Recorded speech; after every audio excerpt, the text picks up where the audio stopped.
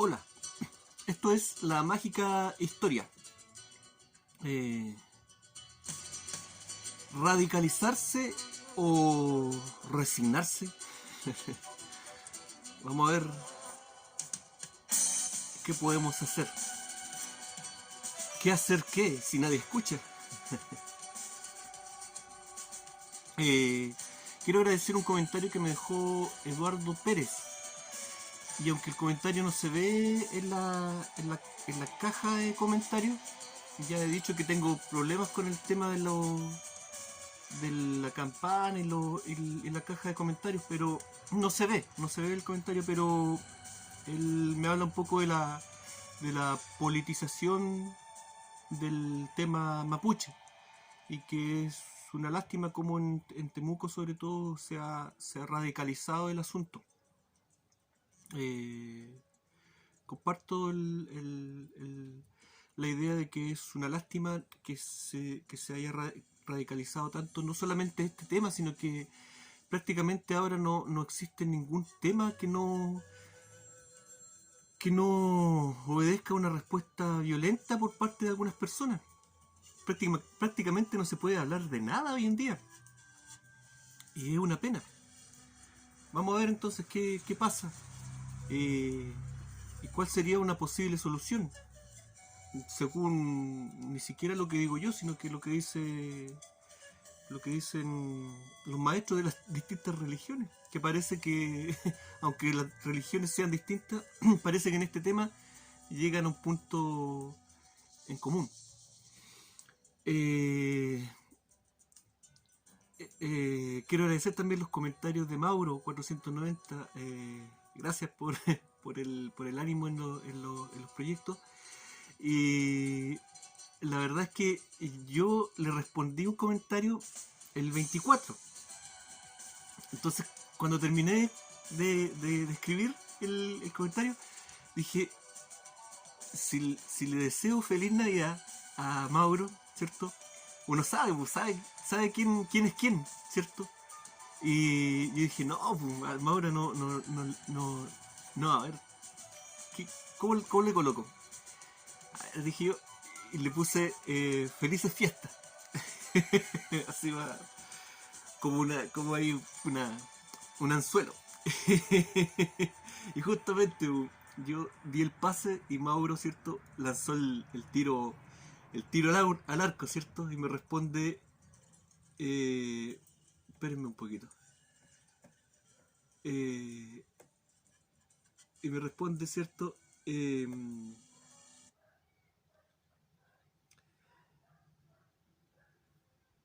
No sabría decirte si feliz Navidad, feliz solsticio, feliz batalla de Troya, feliz Saturnalia, feliz nacimiento de Horus, en fin. Y quizás cuantas más que desconozco. Es un interesante tema para un video, tal vez. Sí, pues ahora vamos a hablar de eso. En fin, un poquito lo que el comentario cierto que me deja Mauro. Y me deja el pase también para la excusa para hacer este video. Pero no vamos a hablar del tema de lo que significa la Navidad, ¿cierto? Su simbolismo pagano, ¿cierto? Porque ya hay hartos videos de eso en internet y sobre todo en YouTube. Es increíble ahora, a pesar de todo lo que han querido controlar el tema de YouTube, es increíble lo que se puede encontrar ahora. Hay canales muy buenos todavía. Más adelante a lo mejor voy a recomendar los canales que yo he encontrado buscando hartos canales distintos, ¿cierto? Los que a mí me parecen dignos de recomendar, ¿cierto? Pero vamos viendo el tema de la fiesta, ¿cierto? Claro, te coloca, ¿cierto? El significado, el verdadero significado de la Navidad en YouTube y le va a aparecer, ¿cierto? Todo este tema, ¿cierto? De la fecha, del 25 de diciembre, ¿cierto? A partir del 21 de diciembre en realidad. Y que tiene que ver, ¿cierto? Con temas de tipo esotérico y astrológico. Y que conocidos desde tiempos inmemoriales. Y bueno, esas fechas, ¿cierto?, desembocaban finalmente en rituales paganos, muchos de ellos oscuros y, y, y algunos incluso violentos, ¿cierto?, con sacrificios, rituales y cosas extrañas, cosas raras. Pero como digo, no vamos a hablar de eso. Hay material en YouTube. Coloque simplemente el verdadero significado de la Navidad. ¿A dónde voy yo? El tema es, bueno, ¿qué hacer en ese sentido? O sea, cuando uno es ignorante acerca de un tema, la ignorancia te libera de responsabilidad. Pero cuando uno ya conoce un asunto, ¿qué hacer? ¿Cierto? No celebrar las fiestas, arruinarle la fiesta a los demás, ¿cierto? Y hablar de temas desagradables.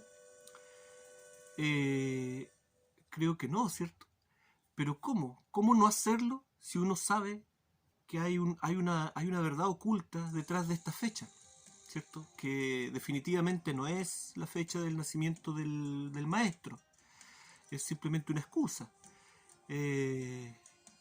Nadie sabe, o por lo menos nadie que no esté dentro de algún grupo cerrado, ¿cierto? Alguna secta, sabe el verdadero nacimiento, la verdadera fecha del nacimiento de Jesús. Probablemente fue en abril, pero en fin, da lo mismo. Y así como da lo mismo el tema de las fechas cabalísticas, ciertas fechas esotéricas, el tema del simbolismo. ¿Por qué? ¿Por qué me atrevo a decir esto? ¿Por qué me atrevo a celebrar, por ejemplo, la fecha sin remordimiento, ¿cierto? Me puedo juntar con mi familia tranquilamente, ¿cierto? Y celebrar la Navidad como cualquiera lo hace. ¿Por qué? ¿Cómo tengo esa tranquilidad? ¿Cierto? ¿No tengo conciencia? No. A través del tiempo, a través de los años, me he dado cuenta de que el tema de los simbolismos, el tema de los rituales, de las fechas rituales y de los símbolos, ¿cierto?, tiene mucho que ver con cómo los interpretamos, ¿cierto?, y la intencionalidad que le damos. Si un símbolo tiene un carácter oscuro, es porque se le ha dado ese carácter, ¿cierto? Y en ese sentido, las personas que le dan esa intencionalidad conscientemente son las que provocan el problema, no el resto de las personas. Me explico. Olvidémonos de las fechas, pensemos en los símbolos, pensemos en el símbolo religioso más común para nosotros, la cruz. Podría ser también, qué sé yo, podría poner ejemplo también con el pentagrama, ¿cierto? El pentagrama, ¿cierto?, es la estrella de 5 puntas, asociada, ¿cierto?, siempre al satanismo, pero que tiene significados también positivos, depende de la lectura del símbolo, ¿cierto? Y también negativos. Casi todos los símbolos religiosos tienen interpretaciones positivas y negativas. ¿Cómo leerlo? Claro, depende de quién lo lee. Y la cruz no escapa de ello. Pensemos, por ejemplo, la cruz en las películas de los vampiros, ¿cierto? Las películas viejas de los vampiros, ¿cierto? Donde se usa la cruz, ¿cierto?, casi como un arma, ¿cierto? Casi como una espada láser para quemar al vampiro, ¿cierto? Claro, la cruz es un símbolo religioso positivo, pero en este caso para el vampiro no es tan así, y además se está usando el símbolo como un arma, o sea, se le carga un significado oscuro en eso. La posición de la cruz, ¿cierto? Se dice que si la cruz está invertida representa también el rechazo hacia la religión y asociado al satanismo. Si fuera así, ¿cierto?, el guitarrista de Black Sabbath utilizaría la cruz al revés, pero no, la utiliza como es, ¿cierto? ¿Por qué? Porque depende de la intención, la intencionalidad que se le da. Un amigo me decía, pero si la gente cuando se persina, ¿cierto?, está señalando una cruz al revés, una cruz invertida. Claro, pero volvemos a lo mismo. Depende de la intencionalidad con que la persona hace la señal. Pensemos en una persona, ¿cierto? Rezando delante de un crucifijo, ¿cierto? Esa persona está rezando, ¿cierto? Emocionada, ¿cierto? Y ahí, en ese momento, el crucifijo se transforma en un símbolo de esperanza para esa persona que está orando, ¿cierto? Y pidiendo a lo mejor por otra persona. Cambia su contexto de acuerdo a la persona, de acuerdo a la conciencia que está trabajando en ese símbolo. Eso no quiere decir que los símbolos no tengan una carga positiva o negativa en sí, ¿cierto? No sé, si yo en el campo yo he visto, qué sé yo, abuelitos trabajando en el campo con poleras metaleras, por decirlo de una manera, ¿cierto? Ellos no están ni ahí con el estampado de la polera, para ellos es simplemente una prenda de ropa, ¿cierto? Pero para un metalero, ¿cierto? Su polera de Megadeth o de Death, ¿cierto? Va a ser algo que le va, ¿cierto? Lo llevo con orgullo. No sé si se entiende. Lo mismo, por ejemplo, un uniforme militar. Un hippie se puede poner una chaqueta militar y para él no va a representar nada de orgullo. En fin, se va entendiendo un poco la idea, ¿cierto?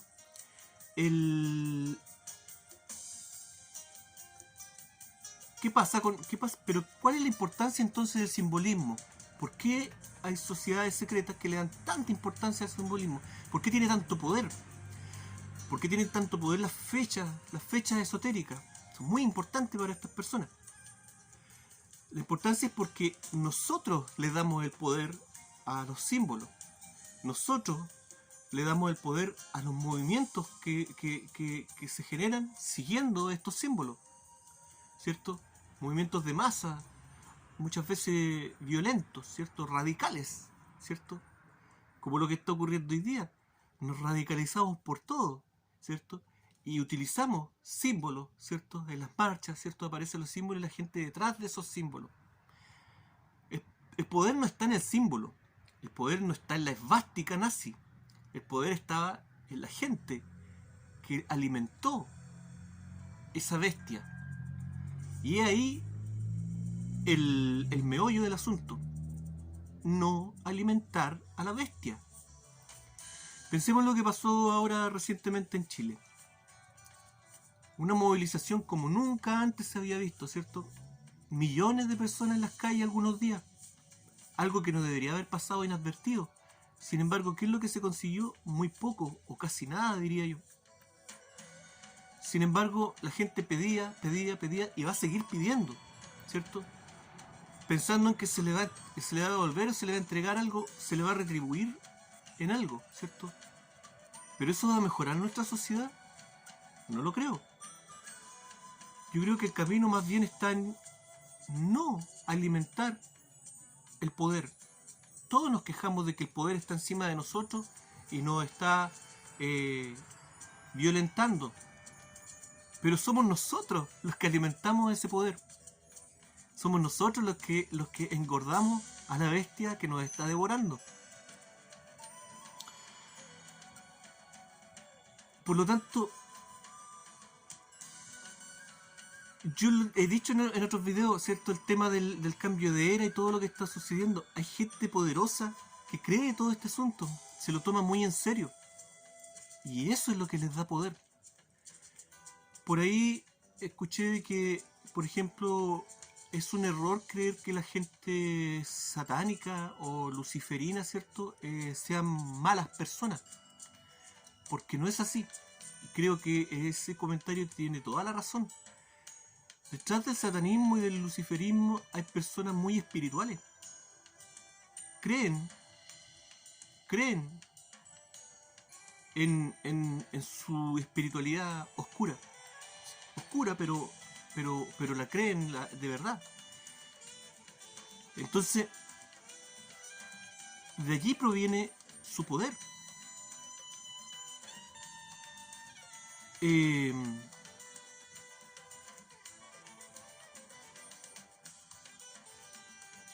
Todas las religiones son bondadosas.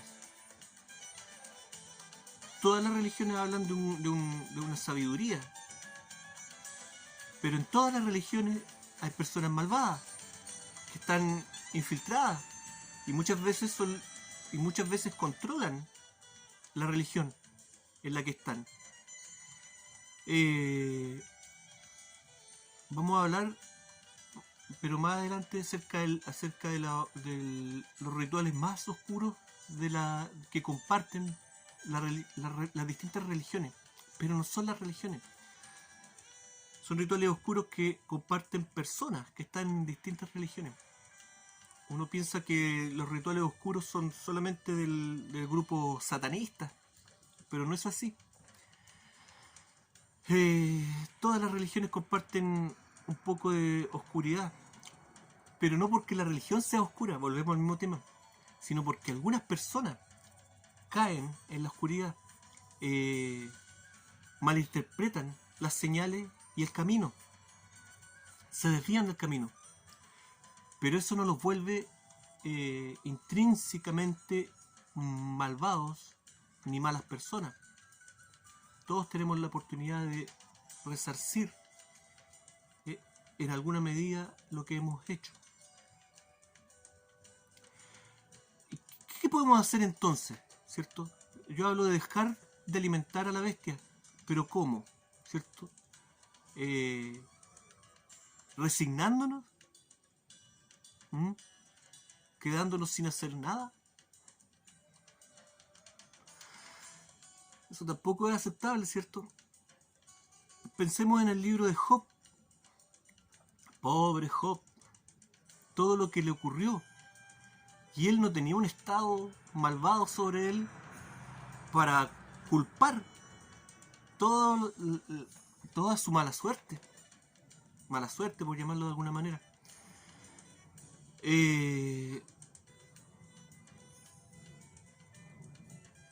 Sin embargo, Job no se resignó jamás. A pesar de que el libro puede dar a entender eso, pero no es eso. Job constantemente estuvo cuestionando lo que le ocurría. Jamás maldijo a Dios, que es otra cosa. Pero no se resignó. La palabra clave en el libro de Job es aceptación, no resignación. La aceptación es distinta. Y aquí llegamos al final, ¿cierto? En el final del libro de Job, Dios mismo se apiada de Job, de su mente, ¿cierto? Y para tranquilizarlo, le da una explicación a Job acerca de lo que le ocurrió y el por qué le ocurrió. Pero en realidad no le da una explicación de por qué le ocurrió. Simplemente le muestra cómo funciona el mundo, cómo funciona el universo, su creación. Y le muestra lo complejo que es. Tan complejo que ni siquiera él, ni siquiera Dios, puede controlarlo.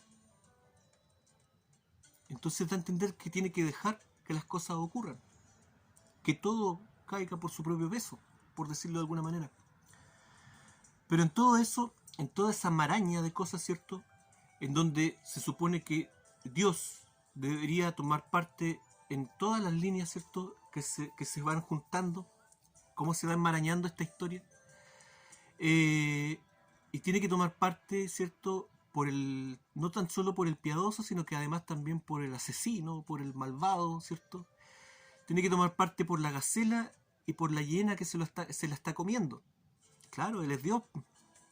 Tiene que ver todos los caminos. ¿Cómo puede haber una comprensión para todo eso? Los judíos dicen, a ver, nosotros tenemos 10 mandamientos y nos complicamos con eso. Los judíos tienen más de 600 mandamientos. Por eso es que la religión judía es algo sumamente en constante cambio, ¿cierto? Y se discute mucho, ¿cierto? Los rabinos, entre ellos, tienen visiones muy distintas acerca de la religión. Y se acepta que hayan esos debates. Dentro de los 10 mandamientos está el mandamiento de no mentir, no mentirás.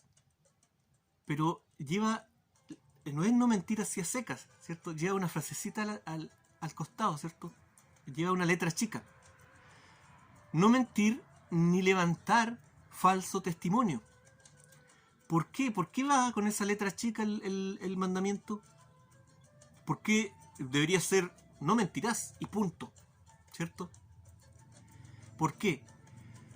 Porque muchas veces la mentira, nosotros hablamos de mentiras blancas, ¿cierto? Mentiras que en el fondo son para evitar un mal mayor. Entonces, muchas veces en esta vida compleja y enmarañada, se vuelve difícil distinguir si diciendo una mentira uno está actuando bien o al revés. Muchas veces uno diciendo la verdad está actuando mal. Tú puedes decir una verdad y con eso condenar a una persona y traer consecuencias mayores de lo que realmente debería haber sido. Es cuestión para todos los que hemos vivido ya algunos años, nos ha pasado. Es cuestión de tiempo para que eso no suceda en la vida. Pero entonces nosotros hablamos de mentiras blancas, ¿cierto? Pero ¿hasta dónde es aceptable una mentira? O una verdad, ¿cierto? ¿Qué es mentira y qué es verdad? Eso es discutible. Pero para el judaísmo, ¿cierto? Este tema, al parecer, el tema de la mentira y el tema de la verdad, tiene que ver con la intencionalidad de lo que tú dices. Si tu verdad la dices con intención de dañar, entonces, aunque sea verdad lo que estás diciendo, eso, según el judaísmo, Dios lo considera como una mentira. Y al revés, si tú estás diciendo una mentira, pero tu intencionalidad es buena, eso Dios lo interpreta como una verdad. Eso según algunos rabinos que he visto yo por ahí. Incluso los judíos, ¿cierto?, le adjudican a Dios algunas mentirillas.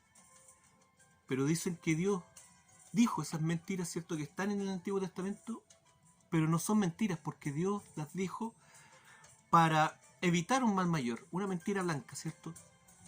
Por lo tanto, no era una mentira, era una verdad. Aunque sea mentira, el concepto de mentira y de verdad, según el judaísmo, tiene mucho que ver con la intencionalidad.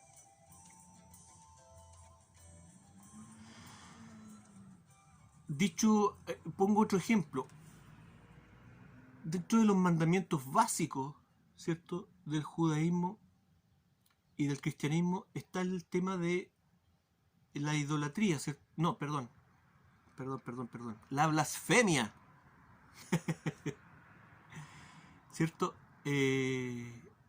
Hablar, ¿cierto?, cosas de más con respecto a la religión. Hablar de Dios en vano.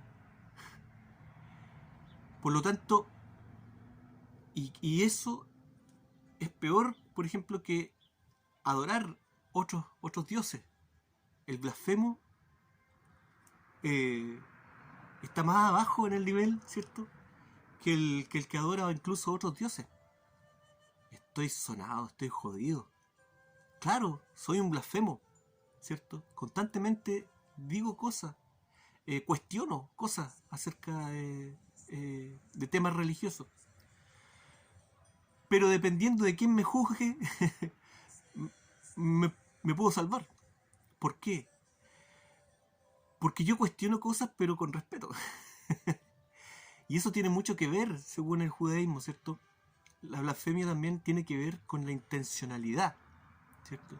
Si tú tienes la intención de destruir, ¿cierto?, la imagen de Dios, ¿cierto?, que jamás ha sido mi motivación. Jamás ha sido mi motivación, ¿cierto?, destruir la fe de alguien. Todo lo contrario. Por lo tanto, por ese lado, mis blasfemias ya no son blasfemias, ¿cierto? Es simplemente un hombre hablando, nada más.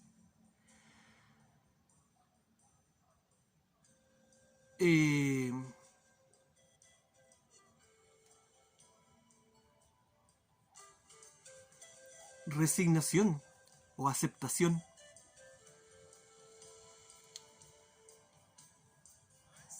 Finalmente, ¿qué le pasa a Job? Después de ver lo intrincado de la realidad, de las muchas realidades que tiene que analizar Dios, y Dios le da a entender, no se lo dice, pero le da a entender algo así como: mira lo complicado que es este asunto, y más encima quieres que me ande preocupando de tu dolor. Egoísta. Y Job comprende el mensaje. Y en ese momento Job deja, ¿cierto?, de sentir pesar por lo que le está sucediendo. Deja de sentir todas esas cosas que sentimos nosotros cuando nos pasa algo malo. Y comienza a sentir la aceptación. Claro. Debemos aceptar no solamente las cosas malas que nos suceden, sino además lo que no entendemos. Así como los símbolos, así como las fechas tienen una carga positiva o negativa según la interpretación que le demos al asunto, así también sucede con las personas. Nosotros interpretamos a las personas, lo que tenemos enfrente. Pero lo que no interpretamos es lo que no vemos, ¿cierto? Vemos, si alguien nos está atacando, vemos la persona que nos está atacando. Pero no vemos a la persona en su intimidad, ¿cierto?, siendo tierna con su familia, o a lo mejor siendo incluso mejor persona que nosotros. Pero en ese momento nos está atacando y vemos solamente esa parte. Entonces la religión nos enseña que tenemos que ver la otra parte, aunque no la veamos, tenemos que entender. Esa es la aceptación, es un entendimiento, es un conocimiento, ¿cierto?, de que más allá de la oscuridad, más allá de la capa dura que vemos, hay otras cosas. A Buda hay un texto, ¿cierto?, de la tradición budista que dice que un día llegó un tipo al templo donde estaba Buda y sus aprendices, y llega un tipo a hablar con él, y Buda le pregunta qué quiere, y el tipo no le dice nada, simplemente le escupe la cara, ¿cierto? El tipo se había, por alguna razón, no sé, ¿cierto?, era miembro de esas tantas minorías de hoy en día, y le pareció ofensivo, la existencia de Buda le parecía ofensiva, y lo escupió. Y chuta, los aprendices de Buda saltaron, algunos que quisieron pegarle al tipo, ¿cierto? ¿Qué se cree este desgraciado? Y Buda, tranquilo, ¿cierto? Se limpió, ¿cierto? Y le dio las gracias al tipo. Le dijo, gracias, porque estaba pidiendo yo alguna prueba, ¿cierto?, para ver hasta qué punto he avanzado, ¿cierto?, en mi control de la ira. Y tú me demostraste de que estoy un paso más adelante. Muchas gracias. Ven a escupirme mañana si quieres. Vuelve mañana. Serás bienvenido. Vuelve a escupirme cuando quieras. Y para ustedes, le dijo a sus aprendices, ¿cierto?, que habían tratado de detenerlo, siéntense a meditar porque les queda pega por hacer. Reprobaron el curso. Tienen que seguir estudiando. Eso según la visión budista del asunto, ¿cierto? Control, ¿cierto? Pensarlo 2 veces antes de actuar. Contar hasta 10. Pero en el cristianismo también tenemos la lección, ¿cierto? Jesús nos habla de dar la otra cara, o sea, ya ahora no nos escupen, nos están pegando y tenemos que dar la otra cara. Y no solamente eso, Jesús nos habla de que, vamos a ver primero cómo lo ven los judíos. Los judíos dicen de que si alguien quiere... 30 minutos, ya estoy terminando. Si alguien quiere pedirle algo a Dios, hay una trampita para hacer más efectivo ese pedido y más rápido, ¿cierto? Si uno reza pidiéndole a Dios, la fila es muy larga, hay que sacar numeritos y usted saca el número 10.300.000. ¿Va a estar esperando? No, pues usted quiere una respuesta rápida. Entonces, para cortar la fila, hay otra puerta por al lado, y que es pedir no por usted, sino que por alguien más.